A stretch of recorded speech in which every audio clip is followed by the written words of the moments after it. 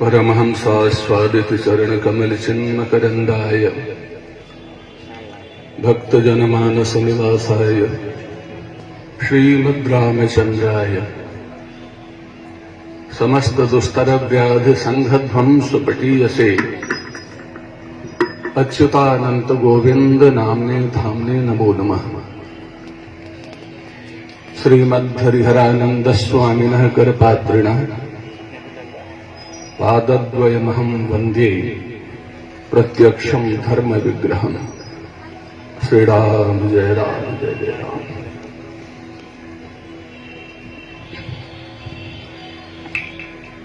आज की इस सभा के अध्यक्ष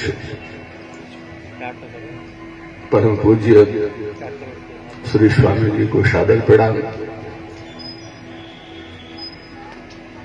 उपस्थित सभी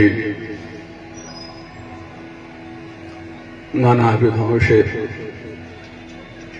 विधियों से संलग्नित महनीय पुरुषों को प्रणाम, मातृशक्तियों को प्रणाम तथा उस मंच पर विराजे सभी भगवत प्रेमियों को प्रणाम। धर्म सम्राट स्वामी श्री करपात्री जी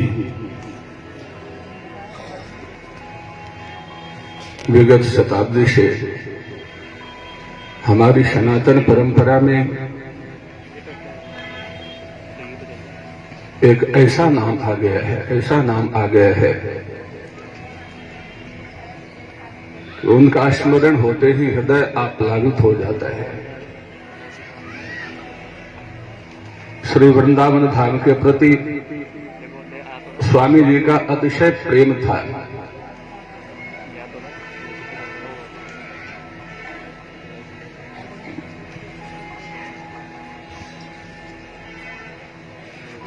बहुत दिन से ऐसी भावना थी कि बृहद रूप से श्री वृंदावन धाम में स्वामी जी की पुण्यतिथि का स्मरण किया जाए। यद्यपि स्वामी जी की जो पावन जयंती है तो हमारे श्री द्विवेदी भैया जी हैं, धर्म संघ में कुछ आयोजन तो उसका होता रहा है, यद्यपि अत्यंत स्वल्प स्वरूप में, परंतु 10 विद्वानों के बीच में बैठकर स्वामी जी को प्रणाम करने का अवसर वहां मिला और मिलता है। मेरी दृष्टि में प्राय 20 वर्षों से श्री वृंदावन धाम में हूं। अतिशय पावन पुण्यतिथि के अवसर पर मैं पहली बार उपस्थित हो रहा हूं और मुझे लगता है कि संभव तो होती भी नहीं थी जी। तो यह दुख का विषय था, परंतु भगवत कृपा से हमारे परम विद्वान श्री ब्रह्मचारी जी स्वामी जी का यहां आगमन हुआ। इनकी अतिशय धर्म निष्ठा, शास्त्र निष्ठा और स्वामी जी के प्रशिष्य भी हैं, उनके प्रति भी निष्ठा स्तुत्य है और यह प्रकल्प होना चाहिए। हम जो भी सनातन परंपरा से जुड़े हुए हैं सबको पता है कि श्री धर्म सम्राट स्वामी जी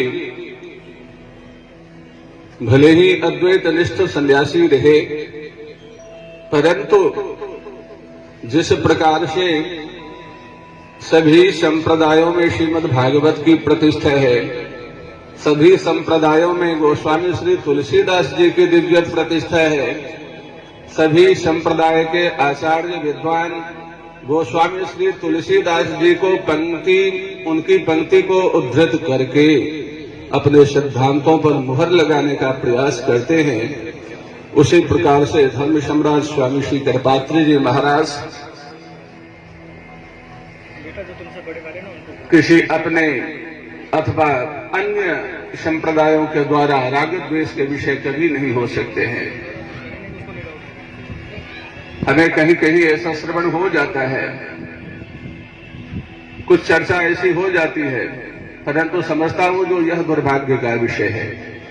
वे तो सूत संहिता की घोषणा करते थे, बराबर करते थे, और उन्होंने अपने ग्रंथों में भी यत्र तत्र लिखा है, स्थापयध्वमिमं मार्गम प्रयत्ने नापि द्विजाः स्थापिते वैदिके मार्गे सकलम सुस्थिरम भवेत्। हे द्विजो, आप प्रयास पूर्वक सनातन मार्ग की प्रतिष्ठा का उपक्रम प्रारंभ करो और इसकी प्रतिष्ठा करो।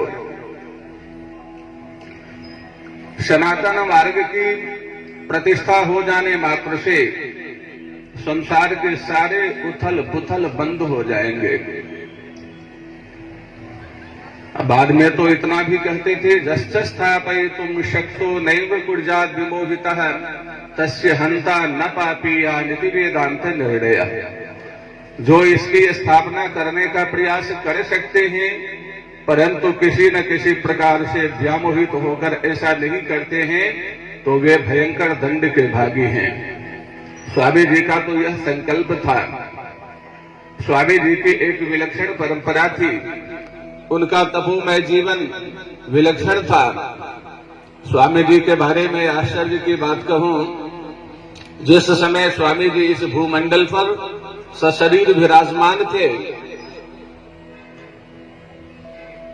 तो बंग प्रदेश के एक कम्युनिस्ट नेता, बहुत बड़े नेता थे, उन्होंने खुले मंत्र से घोषणा की थी। आश्चर्य होगा, आपके रोंगटे खड़े हो जाएंगे। उन्होंने क्या घोषणा की थी? उन्होंने कहा था कि मात्र एक सप्ताह के लिए धर्म सम्राट स्वामी श्री करपात्री जी महाराज मेरे हो जाएं, यानी कम्युनिस्टों के हो जाएं, तो मैं संपूर्ण विश्व को अपनी मुट्ठी में कर सकता हूं। यह उनकी घोषणा थी। उनके तो सैकड़ों ऐसे संस्मरण हैं जिनका स्मरण करते रोमांचित हो जाता हूं और अश्रु प्रवाह होने लगते हैं। उन्होंने कहा कि मैं दावे के साथ कहता हूं कि धर्म सम्राट स्वामी श्री कृपात्री जी महाराज एक सप्ताह के लिए हम कम्युनिस्टों के हो जाएं तो हम केवल भारत ही नहीं संपूर्ण विश्व को अपनी मुट्ठी में कर लेंगे। परंतु सनातनियों का दुर्भाग्य है, वह सोया हुआ है। ऐसे महापुरुष रोज धक्के मार करके जगा रहे हैं, धक्के मार के जगा रहे हैं, परंतु वह जगना नहीं चाहता, जग करके भी जगना नहीं चाहता। याद रखो, वह समय आएगा जब प्रत्येक सनातनी, चाहे किसी भी संप्रदाय से बंधा हुआ हो, किसी भी पंथ से बंधा हुआ हो, परंतु समय ऐसा आ रहा है जो रो करके किसी करपात्री को ढूंढेगा, परंतु आने वाले समय में करपात्री दूसरे मिलने वाले नहीं हैं। सनातनियों को रोने के अलावा कोई आंसू पोंछने वाला नहीं मिलेगा, उसे रोना ही रोना पड़ेगा केवल। ऐसे ऐसे भावों का स्मरण करके गला भर जाता है। स्वामी जी का साहित्य संस्मरण करना चाहिए, स्वामी जी की पंक्तियों का संस्मरण करना चाहिए, स्वामी जी के सिद्धांतों का पालन करना चाहिए। हमने एक दो बार अपने सभी महाविद्वानों के मध्य में धर्म संघ में, हमारे प्राचार्य जी धर्म संघ के यहाँ विराजमान हैं श्री सच्चिदानंद द्विवेदी जी, मैंने वहां निवेदन किया था, संचालक भी थे, वहां भी निवेदन किया था कि अन्यत्र तो प्रयास किया जाए, परंतु स्वामी जी के द्वारा संस्थापित जो धर्म संघ की शाखाएं हैं, उन धर्म संघ की शाखाओं में धर्म सम्राट स्वामी श्री करपात्री जी के ग्रंथों का यथासाध्य जैसे सिलेबस में अध्ययन होता है वैसे अध्ययन कराया जाए।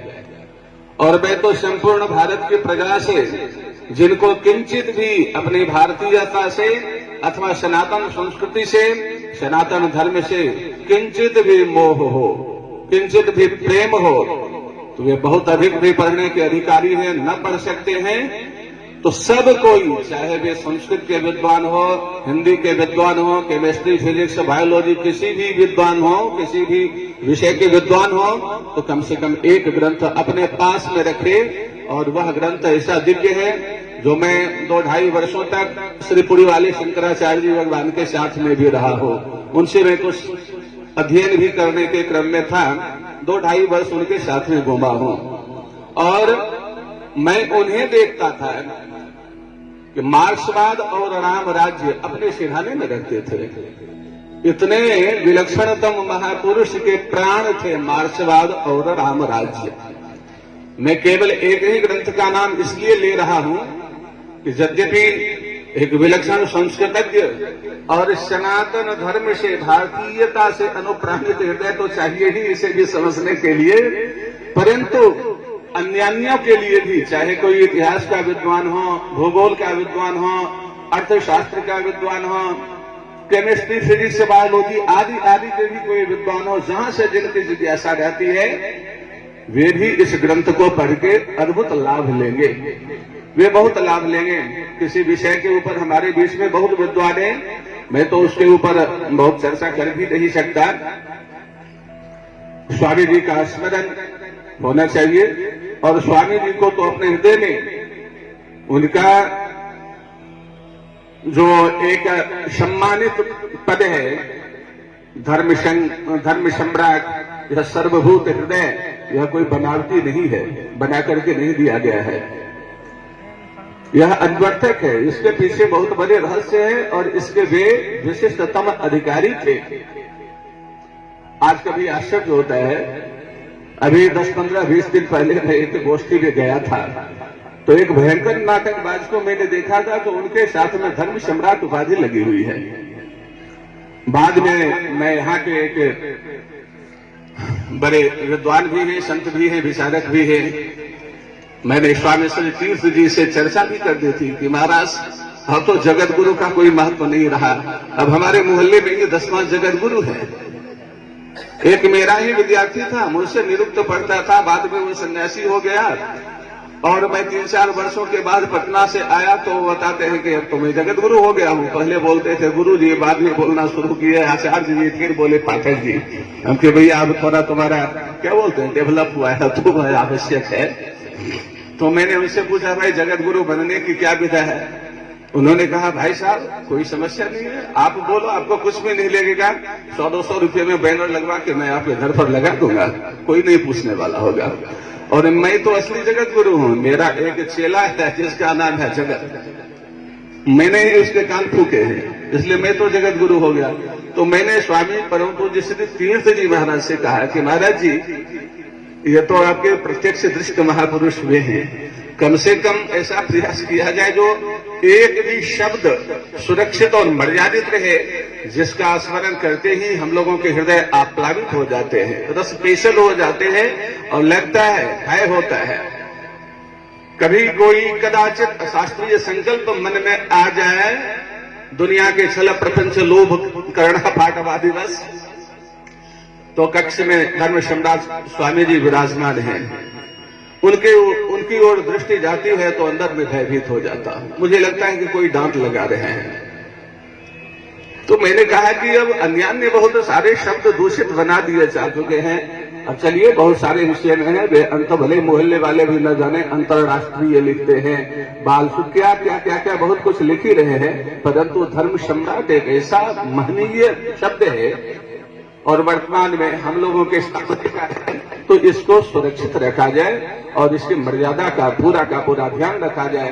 तो धर्म सम्राट की जो प्रवृत्ति रहती थी, बड़ी ही विलक्षण प्रवृत्ति रहती थी। मुझे एक बार श्री खेमका जी ने, कल्याण के जो प्रधान संपादक थे, उन्होंने स्वामी जी के बारे में बताया कि कुछ अंग्रेजों की टीम धर्म सम्राट स्वामी जी के ऊपर अन्वेषण करने का प्रयास कर रही थी।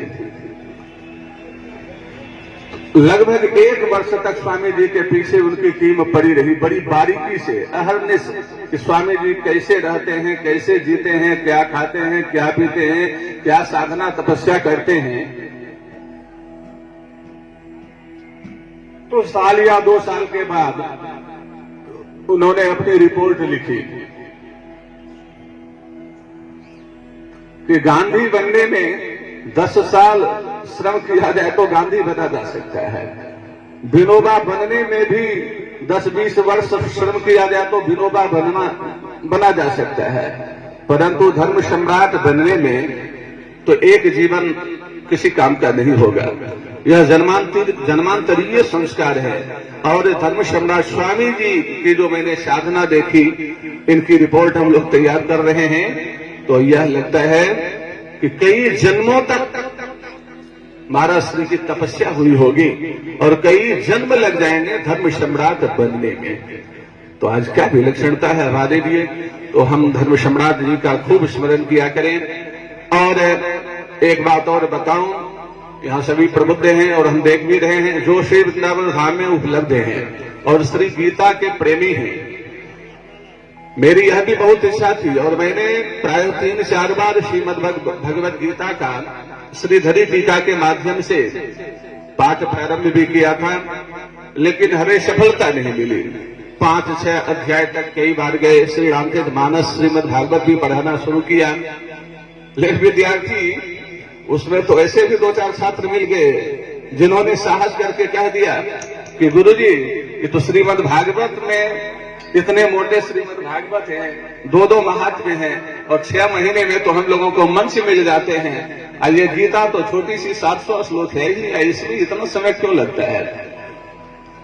मैं तो आनंद लेता था और लगभग 7-8 महीने में 6 अध्याय हमारे पूरे हुए थे। हमने कहा अब तुम्हारे अंदर भी गीता जी नहीं जाएगी, इसके लिए हम इतने विशेषज्ञ नहीं हैं। यानी विद्यार्थी ने जिज्ञासा कर दी कि अब 6 महीने में तो हम लोगों को मंच मिल जाते हैं श्रीमद् भागवत के माध्यम से, और आप तो गीता में ही 6 अध्याय में ही 6 महीने लगा दिए। तो हमारा संकल्प नहीं हो पाया, छूट गया था। और श्री वृंदावन धाम में यह होना चाहिए, बहुत ही आवश्यक था। तो हमारे परम पूज्य श्री त्र्यंबक चैतन्य जी महाराज ने यहाँ पर यह प्रकल्प प्रारंभ किया है। 2 दिन पाठ में मैं भी आकर के श्रवण किया यथासमय, और यहाँ श्रीमद् भगवद गीता शंकर भाष्य, श्री मधुसूदन भाष्य आदि के माध्यम से उसका अध्यापन भी कराया जाता है, उस पर व्याख्यान भी होता है। उसके बाद लघु सिद्धांत कौमुदी का भी पारायण होता है, तो हम इसमें भी आकर के लाभ ले सकते हैं। हमारे बीच में और विद्वान उपलब्ध हैं, और मैं अपनी इसी वाणी के साथ अब आप सबका सादर अभिनंदन करता हूँ, आप सबको प्रणाम करता हूँ। बहुत बहुत साधुवाद, कोटि से प्रणाम आपके श्री चरणों में। आदरणीय पूज्य श्री गंगाधर जी पाठक, आपने श्री राम मंदिर समर्पण निधि के लिए बहुत प्रयास किया है, श्री धाम वृंदावन में भी और ब्रज क्षेत्र में भी। इसके लिए मैं बहुत बहुत बधाई आपको प्रस्तुत करता हूँ। श्री ठाकुर जी के कन्हैया के मंदिरों को अपने घर तो दुनिया बनावे और खरीद कर ठाकुर जी के मंदिर बनावे। तो आपने वृंदावन क्षेत्र में, ब्रज क्षेत्र में अपने साथियों को प्रेरणा दे करके और आपने भी समर्पण राशि एकत्रित करके श्री राम मंदिर को समर्पित की है, तो उसके लिए मैं आपको बहुत बहुत प्रणाम करता हूँ। और इस बीच में हमारे मध्य में